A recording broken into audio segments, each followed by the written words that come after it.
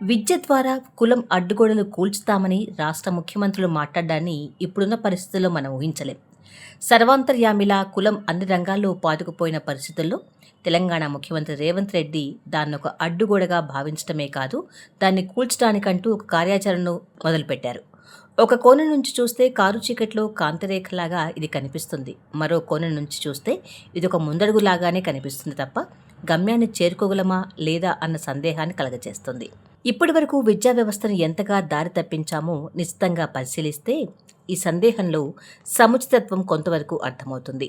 SC, ST, BC, minority వర్గాలకు చెందిన విద్యార్థులకు విడివిడిగా రెసిడెన్షియల్ పాఠశాలను ఏర్పాటు చేయడం ద్వారా సమాజంలో ఉన్న కుల వర్గ విభజనలను మరింతగా స్త్రీకరిస్తున్నామని రేవంత్ పదే పదే విమర్శిస్తున్నారు.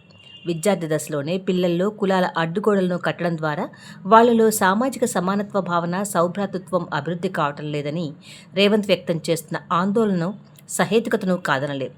దీనికి విరుగుడుగా రేవంత్ ప్రభుత్వం young India integrated residential schools ప్రాజెక్టును చేపట్టింది.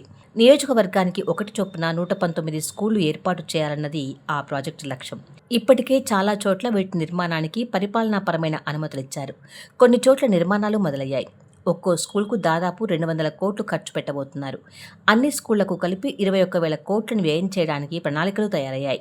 భారీ వ్యయమయ్యే ఏ ప్రాజెక్టుకు స్వంత నిధులను కేటాయించలేని పరిస్థితి ఉండటంతో ఇంటిగ్రేటెడ్ స్కూళ్ల కోసం విదేశీ, స్వదేశీ అప్పులను తీసుకొస్తున్నారు. ఈ స్కూళ్లలో విద్యార్థులను ఎలా కలిపి ఉంచుతారో, అంటే ఒక తరగతిలో అన్ని వర్గాల పిల్లలు ఉండే విధంగా ఎలాంటి ఏర్పాటు చేస్తారో ఇంకా స్పష్టత కాలేదు. ఇప్పుడున్న వర్గాల వారి స్కూళ్లను ఎలాగే కొనసాగిస్తూ ఒకే కాంపౌండ్ వాల్ పరిధిలోకి వాటిని తీసుకొచ్చినంత మాత్రాన పెద్దగా ప్రయోజనం ఉండదనే వాదనను కొన్ని ఉపాధ్యాయ సంఘాలు చేస్తున్నాయి. ప్రభుత్వ ఆలోచన ఇదైతే ఈ వాదనను అంత తేలిగ్గా కొట్టేయలేం. విద్యా బోధనలో విడివిడిగానూ, ఆటపాటల్లో మాత్రం కలివిడిగానూ ఉంచే ఏర్పాట్లు అనుకున్న ఫలితాలను ఇవ్వవు. కులరహిత ఆలోచనలను, హేతుబద్ధ అభిప్రాయాలను విద్యార్థుల్లో కలగజేయడానికి తరగతి గదులు ఉపయోగపడినట్లుగా మిగతావి ఉపయోగపడవు. ప్రబలంగా ఉండే అభిప్రాయాలను ప్రశ్నించే తత్వాన్ని, కొత్త విషయాల పట్ల జిజ్ఞాసను తరగతి గదిలోనే పెంపొందించడానికి ఎక్కువగా అవకాశం ఉంటుంది. ఆటపాట్ల సమయంలో పోటీయే ప్రధానంగా ఉంటుంది తప్ప ఇతర ఆలోచనలపై అంతగా శ్రద్ధ చూపే అవకాశం ఉంటుందని అనుకోలేం. కాస్త మంచి సౌకర్యాలతో మెరుగైన బోధనను అందించాలన్న లక్ష్యంతో ఏర్పాటైన రెసిడెన్షియల్ స్కూళ్లు సాధారణ ప్రభుత్వ పాఠశాలతో పోల్చితే కొంతకాలం ఆశించిన ఫలితాలను ఎంతో కొంత అందించాయి. కానీ క్రమేపీ వాటికి ఆదరణ తగ్గుతున్న దృశ్యమే కనబడుతోంది.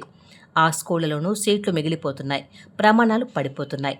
వీటికి తోడు ఎస్సీ, ఎస్టీ, బీసీ, మైనార్టీలనే అడ్డుగోడలు విద్యార్థుల మధ్య స్థిరంగా ఉండటానికి అవి తోడ్పడుతున్నాయన్న వ్యాఖ్యలు ఎక్కువయ్యాయి.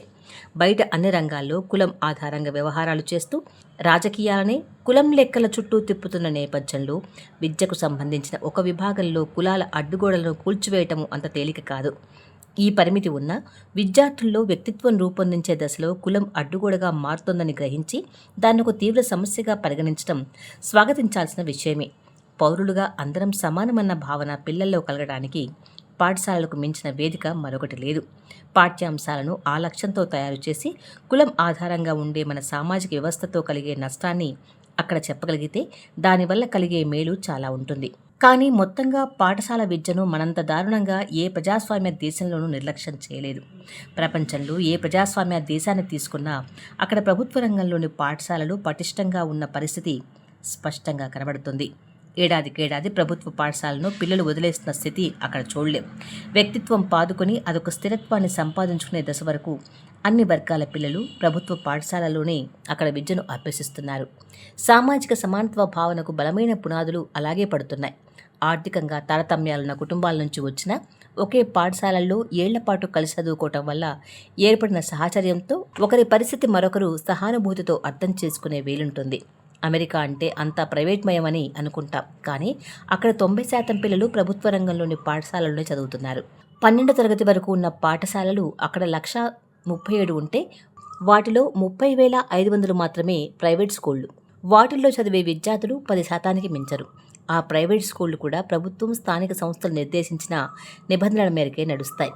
తెలంగాణలోనైనా ఆంధ్రాలోనైనా 60% మంది పిల్లలు ప్రైవేట్ పాఠశాలలోనే చదువుతున్నారు.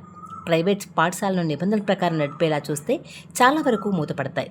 మొత్తంగా పాఠశాల విద్యలో నాణ్యమైన విద్యను అందించడంలో ప్రభుత్వ రంగంతో పాటు ప్రైవేట్ రంగం కూడా దిగజారేలా ప్రభుత్వ యంత్రాంగం తోడ్పడింది. కొంచెం అటు ఇటుగా అన్ని రాష్ట్రాల్లోనూ అదే పరిస్థితి ఉంది.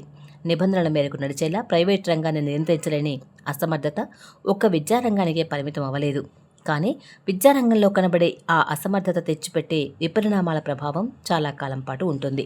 ప్రాథమిక విద్యకు కొంచెం మెరుగ్గా ప్రాధాన్యమిచ్చిన 2-3 రాష్ట్రాలు మానవాభివృద్ధిలో ముందున్నాయి. కేరళ, తమిళనాడు, హిమాచల్ ప్రదేశ్ను చూస్తే ఇదే అర్థమవుతుంది. ఈ విషయాన్ని 25 ఏళ్ల క్రితమే అమర్త్య సెన్, జాన్ డ్రేజ్లో విశ్లేషించి చెప్పారు. ఇతర ప్రజాస్వామ్య దేశాలైన జర్మనీ 9-92%, స్వీడన్ 85-90%, ఫ్రాన్స్ 80-85%, యునైటెడ్ కింగ్డమ్లో 93% ప్రభుత్వ పాఠశాలలో చదివే విద్యార్థులే ఎక్కువ. నెదర్లాండ్స్, బెల్జియం లాంటి దేశాల్లో స్వల్ప సంఖ్యలో ఉన్న ప్రైవేట్ స్కూళ్లకు కూడా ప్రభుత్వ నిధులు అందుతాయి. అందుకే అవన్నీ నిబంధనలను ఖచ్చితంగా పాటిస్తాయి. ఆగ్నేసియా దేశాలను తీసుకున్న ప్రభుత్వ పాఠశాలల్లో విద్యను అభ్యసించేవారే ఎక్కువ కనిపిస్తారు.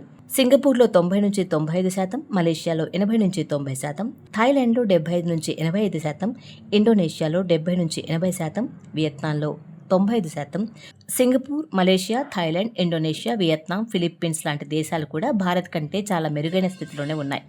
జపాన్లో అయితే 90% పిల్లలు ప్రభుత్వ పాఠశాలలోనే చదువుతున్నారు. దక్షిణ కొరియాలో అయితే 98% పిల్లలు ప్రభుత్వ పాఠశాలకు వెళ్తున్నారు. Argentina, Brazil, Chile, Mexico, Colombia, Peru లాంటి దేశాల్లో కూడా ప్రభుత్వ పాఠశాలలో చదివే విద్యార్థులే ఎక్కువ.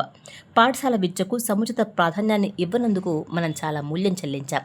1960ల నాటికే పాఠశాల విద్యకు ప్రాధాన్యాన్ని ఇచ్చిన దేశాలు ఆర్థికాభివృద్ధిలో దూసుకు వెళ్తున్నాయి. పటిష్టంగా పాఠశాల విద్యను పూర్తి చేసుకున్న దేశాల్లో నైపుణ్యం ఉన్న శ్రామికులు తొందరగా తయారవుతారు. ఆ సౌలభ్యం ఉంటే ప్రపంచ మార్కెట్లో పోటీపడే రీతిలో వస్తూత్పత్తి చేయడానికి సాధ్యమవుతుంది. హాంకాంగ్, సింగపూర్, దక్షిణ కొరియా, తైవాన్లు అలాగే ప్రపంచ మార్కెట్పై పట్టు సాధించాయి.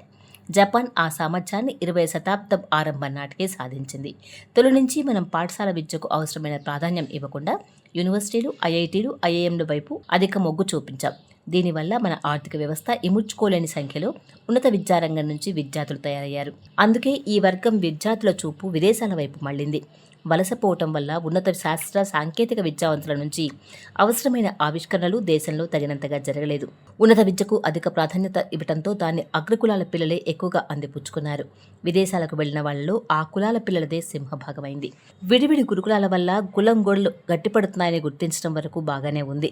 ఇతరత్రా గట్టిపడుతున్న కులం గోడలను కూడా గుర్తించి విరుగుడు చర్యలు తీసుకోకపోతే అవి ఇంకా గట్టిపడతాయి. కులాలు, మతాలు అవాంఛనీయంగా బలపడడానికి రాజకీయాలే ప్రధాన కారణం. మందిర్, మసీద్ చుట్టూ వివాదాలు చెలరేగి వైషమ్యాలు పెరగటానికి రాజకీయాలే కీలక పాత్రను పోషించాయి. నిజమైన వెనుకబాటుతనాన్ని, ఆర్థిక అంతరాలను పరిగణలోకి తీసుకోకుండా గుండుగుత్తగా కులాల జనాభా ప్రకారమే పదవులు, ఉద్యోగాల్లో వాటాలు నిర్ణయం కావాలన్న రాజకీయ నినాదాలు బలహీనమవుతున్న గోడలను బలోపేతమే చేస్తున్నాయి. పార్టీల టికెట్లను కులాల లెక్కల ఆధారంగా కేటాయించడం గోడలను కూలిపోకుండా కాపాడుతున్నాయి. ప్రతి కులానికి ఒక కార్పొరేషన్ పెట్టి భూములను, నిధులను కేటాయించి పదవులను పంచిపెట్టడం గోడలు పటిష్టమవటానికి దోహదం చేస్తున్నాయి. ఆధునిక పరిశ్రమల ధాటికి కకావికలైపోయిన సంప్రదాయ వృత్తులను కాపాడడానికి కార్పొరేషన్లను ఏర్పాటు చేస్తే అర్థం ఉంటుంది. ఎటువంటి సంప్రదాయ వృత్తిలో లేని అగ్రకులాలకు కూడా కార్పొరేషన్లు ఏర్పాటు చేసి పదవులను కట్టబెట్టడం ఆ గోడలను కాపాడే రాజకీయాలే అవుతాయి. కులాన్ని ఒకచోట బలహీనపరచడం సంతోషించాల్సిన విషయమే. అయినా దాని ఊడలు అన్ని రంగాల్లో వ్యాపించాయి. ఊడలు సమస్యే కావచ్చు, కానీ వృక్షమే మూల సమస్య.